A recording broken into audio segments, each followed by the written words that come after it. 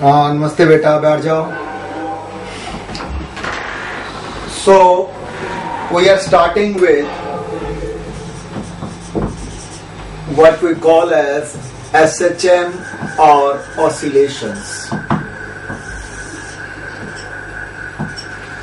Now I'll start with the definition of periodic motion. What do you mean by periodic motion? Motion of a regular Okay, motion which repeats itself after a fixed time interval. And that time interval is normally called time period or sometimes also as periodicity.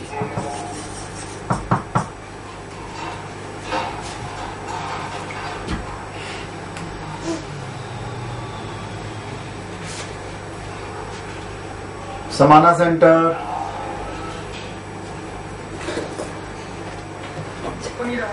थोड़ा सा I am not able to see you.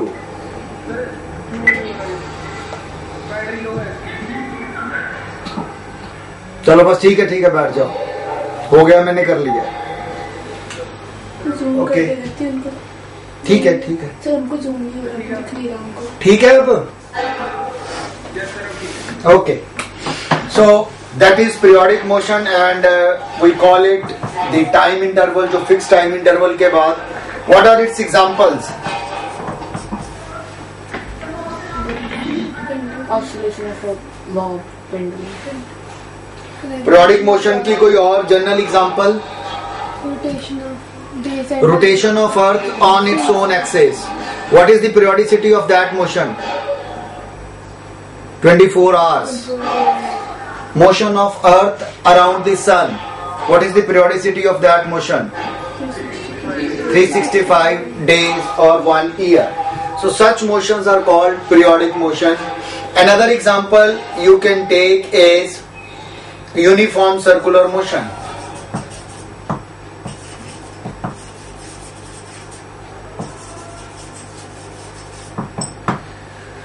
Now next जो आपका motion है after periodic motion, we go to another kind of motion which is called oscillatory motion.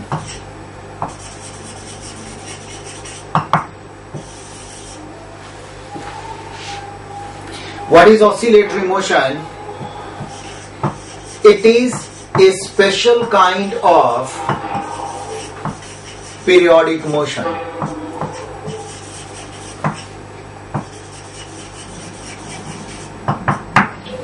It's a special kind of periodic motion. And what is its speciality? It is to and fro motion. To and fro, or sometimes I call it as back and forth. What is to and fro or back and forth motion? A body oscillates about a fixed position which is called its mean position, and its motion is confined between two extremities on either side of the mean position. These are called extreme positions. This may be vertical or horizontal. M here represent my mean position and E is basically extreme position. Such a motion in which the body oscillates between the two extremities about a fixed mean position is called oscillatory motion.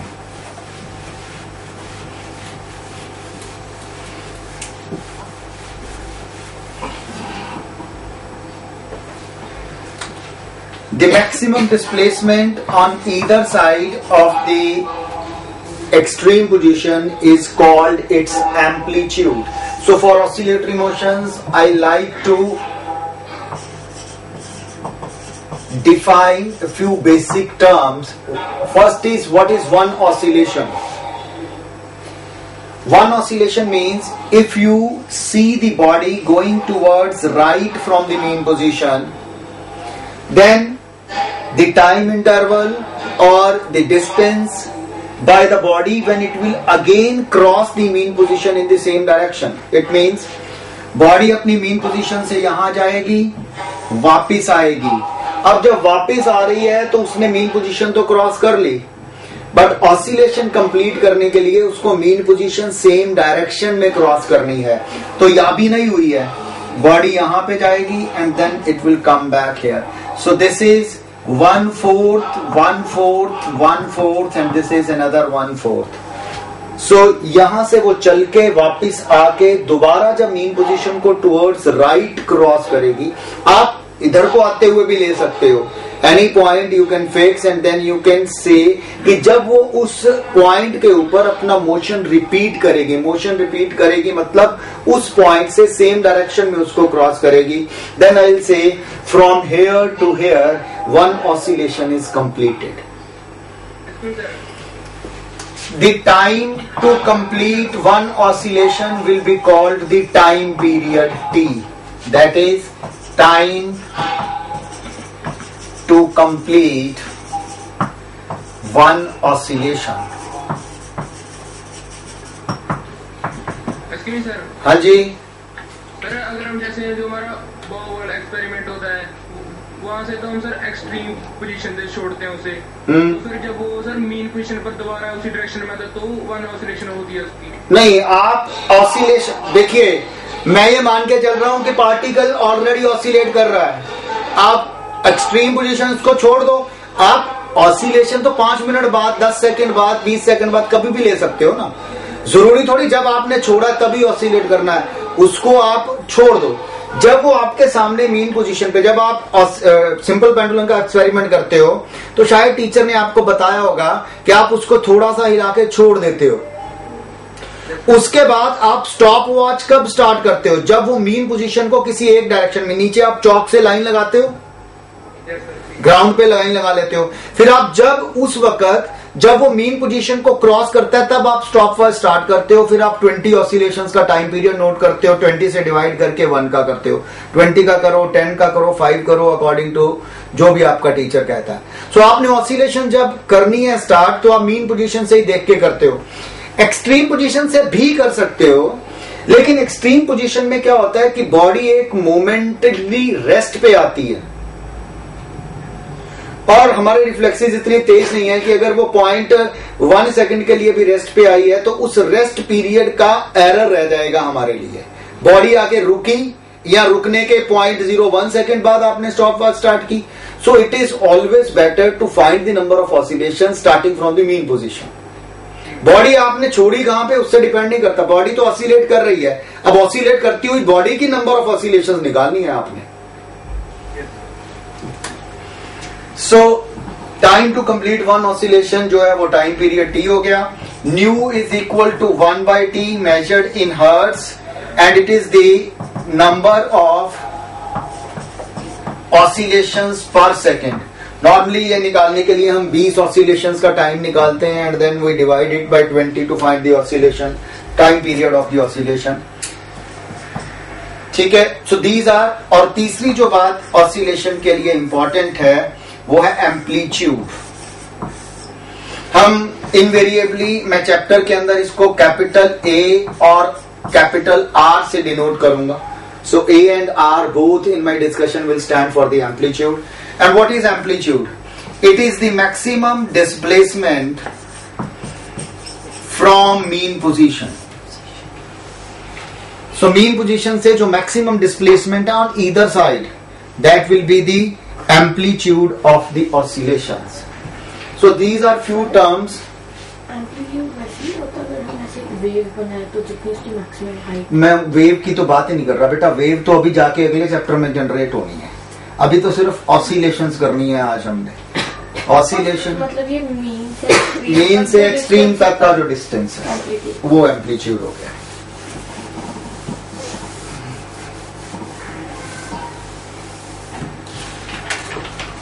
In case of wave amplitude will be something different, वो बाद में देखेंगे. So these are the important terms related to oscillatory motion. Next जो motion हम करेंगे वो कहलाता है harmonic motion.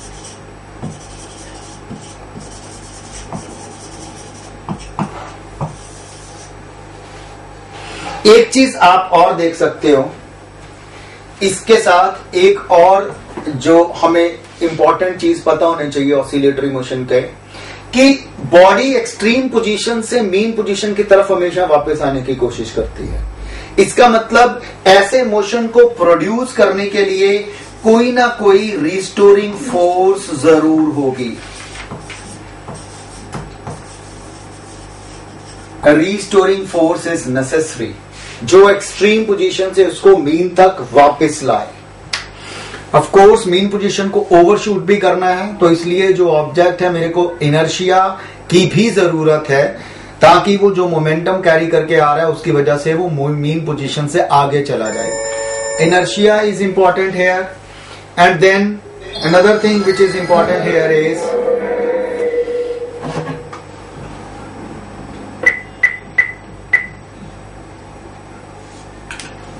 so inertia and other thing is restoring force. These are two necessary conditions for body to oscillate about a mean position.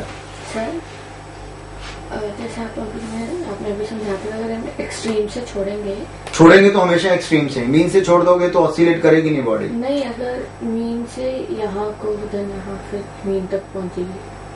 हाँ, वो extreme से आप कर सकते हो वन ऑसिलेशन का टाइम पीरियड नोट, लेकिन हमें मीन से ही आप छोड़ दीजिए, उसको पहले ऑसिलेट करने दीजिए, फिर आप किसी भी ऑसिलेशन के बाद उसको टाइम स्टार्ट कर सकते हो. स्टॉप वॉच तो आपके हाथ में है ना, जरूरी थोड़ी जब आपने बॉडी छोड़ी तभी स्टॉप वॉच स्टार्ट की. Let the body oscillate, mark the mean position, and then जब भी वो मीन पोजीशन को क्रॉस करेगी आप स्टॉप वॉच स्टार्ट कर दोगे. फिर मीन पोजीशन से ऑसिलेशंस कैलकुलेट करके number direction same mean position से होनी चाहिए, तभी आप दोबारा one oscillation two oscillations calculate करोगे. हार्मोनिक मोशन क्या है? Harmonic motion is a special kind of oscillatory motion. Remember, oscillatory motion was a special kind of periodic motion.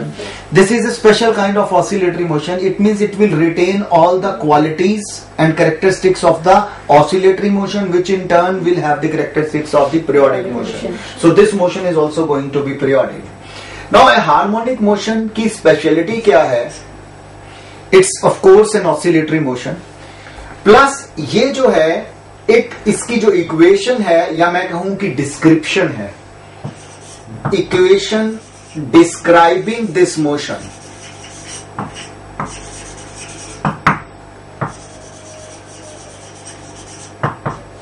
जो इक्वेशन इस तरह के मोशन को डिस्क्राइब करेगी, that must have a mathematical harmonic function.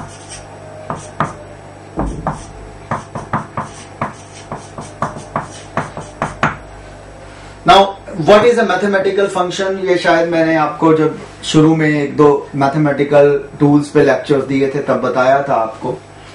अब एक हार्मोनिक मैथमेटिकल फंक्शन या mathematical harmonic function क्या होता है?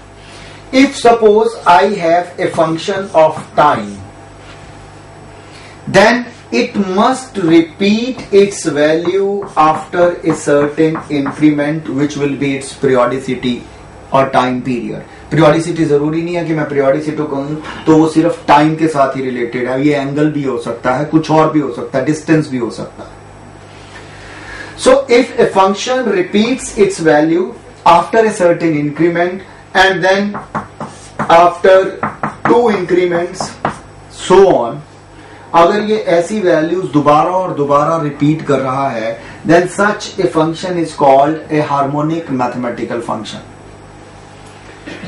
आई can have the examples of harmonic function.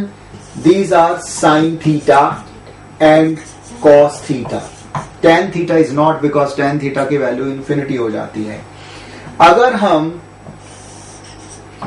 Theta versus sine theta का ग्राफ ड्रॉ करें तो कुछ इस तरह का ग्राफ आता है। एंगल की टर्म्स में बात करें तो this is pi by 2, this is pi, 3 pi by 2 and 2 pi. You see I started from 0, इसकी वैल्यू पाई पे आके फिर 0 हो गई है। Should it be periodicity of the function?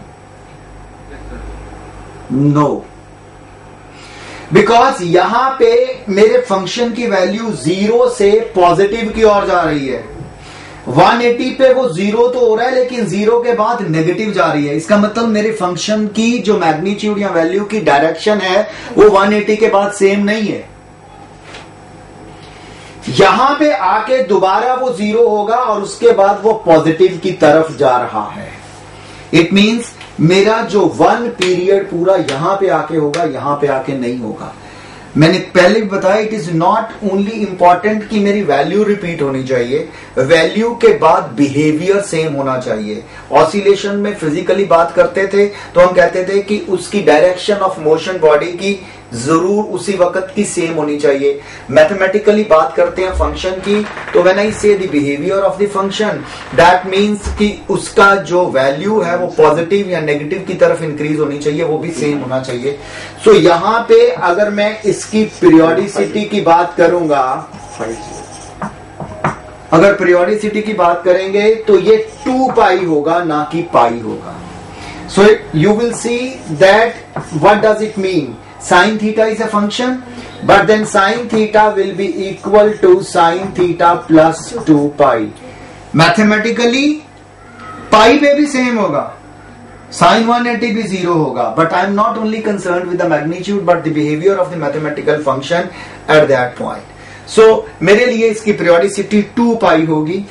इसी तरह cos की भी जो आपकी periodicity होगी वो 2 pi होगी। So these are two mathematical harmonic functions, and these are the functions which I will be using to describe my motion. Sir, हमने वहाँ sin 2 pi का sin theta की हाँ जी बेटा, sin 2 pi के लिए sin 2 pi की वैल्यू तो 0 है, तो मैंने यहां से लेके यहां तक ले ली। यहां इसकी वैल्यू कितनी है, अब यहां पे इसकी वैल्यू 1 है। साइन पाई बाई 2 प्लस 2 पाई के बाद दोबारा 1 होएगी। इनिशियल एंगल थीटा हो सकता है, अगर मैं यहां लिखूं कि साइन 0 है तो फिर साइन 0 प्लस 2 पाई हो सकता है, पर थीटा की कोई भी वैल्यू हो सकती है। जरूरी नहीं मुझे मीन पोजीशन से स्टार्ट करनी है, मैंने बताया कि किसी भी और पोजीशन से ऑसिलेशन देखनी स्टार्ट कर सकता हूं। इसलिए जो एंगल थीटा है वो हमारे पास कुछ भी हो सकता है initial value. And lastly I will define which I am going to study in this chapter, that is simple harmonic motion. In short, I'll be calling it as SHM. Now what is SHM? It is a special kind of harmonic function, harmonic motion. Now you see, if it is a harmonic motion, it will be oscillatory. If it is oscillatory, it will be periodic. So all the characteristics of the periodic motion will still be there. All the characteristics of the oscillatory motion will be there. All the characteristics of harmonic motion will be there. But what is the extra condition? Extra condition is plus special kind of harmonic function तो है, plus the acceleration must be proportional to the negative of the displacement. In addition to being a harmonic motion, if it satisfies this condition, then it is called simple harmonic motion. Now you must be amazing that I am adding complexity to the motion by imposing one more condition, and I am calling it as a simple. Periodic से चल के बड़ी मुश्किल condition add करके motion पे पहुंचे और उसके बाद क्या था, simple. So name itself sometimes is confusing कि कंडीशन तो इतनी बना दी, पीरियोडिक होना चाहिए, ऑसिलेटरी होना चाहिए, हार्मोनिक होना चाहिए और एक ये भी होना चाहिए, फिर कहते हैं this is simple. more or less you will see that the kind of vibrations which you deal with in daily life are most of them are simple harmonic. Simple means जो simple motion हमें दिखता है, motion of the pendulum, motion of the oscillating spring. Water में एक cork रख दीजिए, उसको दबा दीजिए, it is SHM. बॉटल की नेक में कोई बॉल अटकी हुई है, एयर प्रेशर के कारण ऑसिलेट हो रही है, SHM. Because these are kind of the motion which seems to be very simple kind of motions. Motion of a pendulum, it's very simple. देखते हो इसके बारे में कुछ, अगर वो कोई ऑसिलेट कर रहा है, you hardly bother about it, भाई करना है इसने oscillate, this is simple kind of motion. So that is why the name simple harmonic motion. So this is the condition which leads us कि अगर a proportional to minus x है, so a will be equal to minus kx. A can be written as d square x upon dt square plus kx equal to 0. Are you getting it? d square x by dt square होती double differentiation of the position of the particle is acceleration. kx को मैं इधर ले आया. This is what I call as differential equation of SHM.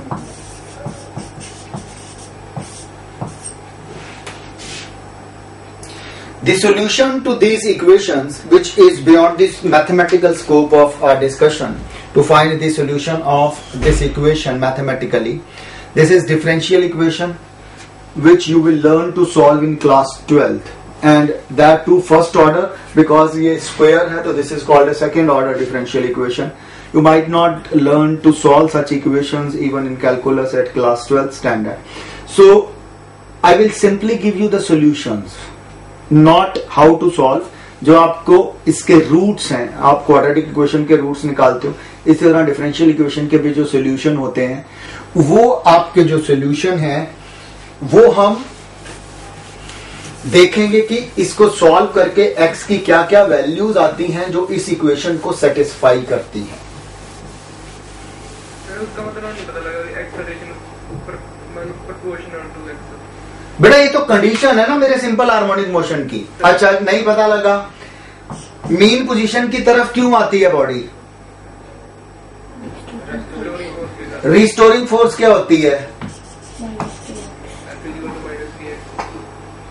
ठीक है, A is equal to minus k upon mx हो गई. A proportional to minus x हो गई. अगर restoring force minus k x है तो acceleration proportional to minus x होगी कि नहीं होगी? ठीक है, रादर हमें यहां पे के डैश लिख लेना चाहिए, क्योंकि के हम बाद में स्प्रिंग कांस्टेंट से नहीं तो कंफ्यूज करेंगे. ठीक है, के कुछ भी हो सकता है, के डैश कुछ भी हो सकता है. अभी बाद में देखेंगे इसकी वैल्यू क्या आती है जब सॉल्यूशन देखेंगे. तो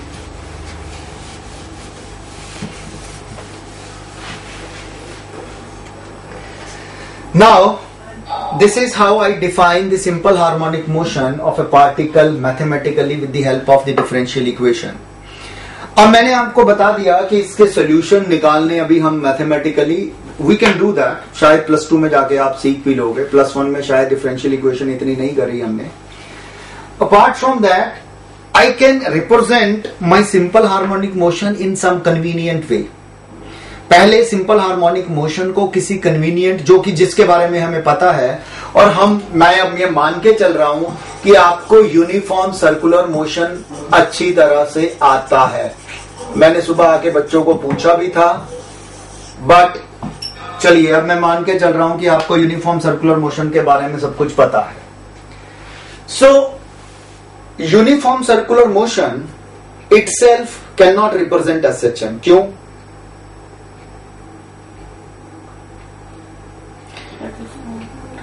It's not oscillatory. If it is not oscillatory, it is not harmonic. If it is not harmonic, it cannot be simple harmonic.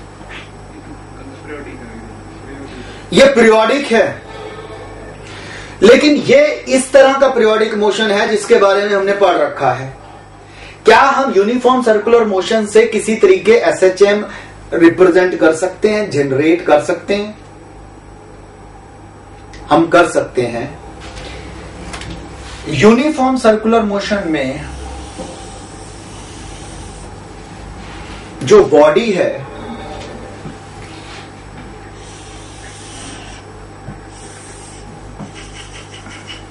वो सपोज P से चलती है at time t equal to 0। Body anticlockwise घूम रही है। मैं body का motion अगर देखूंगा तो वो SHM नहीं है, ठीक है।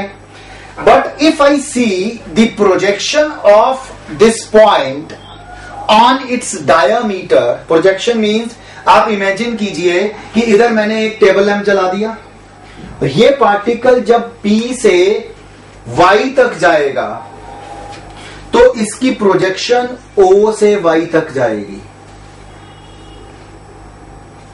प्रोजेक्शन मीन्स इसकी शैडो। अगर पार्टिकल P से Y तक जाएगा, जैसे ये यहां पे पहुंचेगा इसकी शैडो, इधर से अगर लाइट पड़ रही है और ये एक स्क्रीन का काम दे रहा है तो इसकी प्रोजेक्शन O से Y तक जाएगी। जब ये Y से X डैश तक आएगा तो इसकी जो प्रोजेक्शन है इस डायामीटर पे वो Y से O तक आ जाएगी। जब X से Y डैश तक आएगा, जब X से Y डैश तक आएगा तब इसकी प्रोजेक्शन जो है, अब इधर भी मान लीजिए एक टेबल लैंप लगा हुआ है, दोनों तरफ से प्रोजेक्ट कर रहा हूं इसकी शैडो यहां पे, तो ये यहां से O से Y डैश तक आएगी। जब वो Y डैश से वापस X या P तक पहुंचेगा तो उसकी शैडो वापस आ जाएगी। जितने टाइम ने पार्टिकल ने एक पूरी रेवोल्यूशन पूरी की, उतने टाइम में उसकी शैडो ने एक ऑसिलेशन प्रोड्यूस कर दी। So the projection of the uniform circular motion can be taken to be an oscillatory motion। अभी मैं सिर्फ ऑसिलेटरी की बात कर रहा हूं। जो इसकी प्रोजेक्शन है, क्योंकि इसकी प्रोजेक्शन इस मीन पोजीशन को लेके इन दो extreme position which is the equal to the radius of the circle, उस रेडियस के ऊपर नीचे इतनी ऑसिलेट करती रहेगी। You can just see, if you are able to see, आपको मेरी हाथ की शैडो दिख रही है? व्हाइट बोर्ड पे दिख रही है शैडो, लाइक दिस। अब देखिए मैं इसके सामने अपना हाथ गोल गोल घुमा रहा हूं। This is not exactly perpendicular, the source of light is basically oblique आ रहा है। आप इस शैडो को देखिएगा, मैं अपना हाथ गोल गोल घुमा रहा हूं लेकिन जो शैडो है ऑलमोस्ट आपको दिखाई देगी। अब मेरी बाजू है, इस तरह का मोशन आता है। लेट मी ट्राई कि अगर ये बिल्कुल आपका लीनियर हो जाए। अब मेरे सिर्फ हाथ को देखिए, हाथ आपको ऑलमोस्ट ऊपर नीचे दिखाई देगा जो शैडो है। मेरे हाथ की शैडो देखिए, मैं हाथ घुमा रहा हूं इस तरह, और मेरी जो प्रोजेक्शन है वो देखिए किस तरह जा रही है। वो प्रोजेक्शन सिर्फ ऊपर नीचे जा रही है। मेरे हाथ का मोशन SHM या ऑसिलेटरी नहीं है, बेसिकली तो अभी मैं ऑसिलेटरी, मेरे हाथ का मोशन यूनिफॉर्म सर्कुलर मोशन है, लेकिन मेरी शैडो जो है वो ऑसिलेट कर रही है। So the motion of the shadow is oscillatory. अगर ये ऑसिलेटरी है तो ये शायद सिंपल हार्मोनिक हो सकता है। But it is only in the presence of light now. मैं प्रोजेक्शन इमेजिन भी तो कर सकता हूं, बिना देखे इमेजिन नहीं कर सकता। अब मुझे जरूरी थोड़ी है हर एक यूनिफॉर्म सर्कुलर मोशन के पीछे लाइट लगानी पड़ेगी। मुझे ये पता है कि अगर मेरा पार्टिकल Q पे है तो उसकी प्रोजेक्शन यहां पे होएगी। I can mathematically and logically find out where the projection would be. Why do I need always a source of light? एक बार दिखा दिया, दूसरी बार मान लो कि होती है। ठीक है, अब देखिए पार्टिकल P से Q तक पहुंचा। सपोज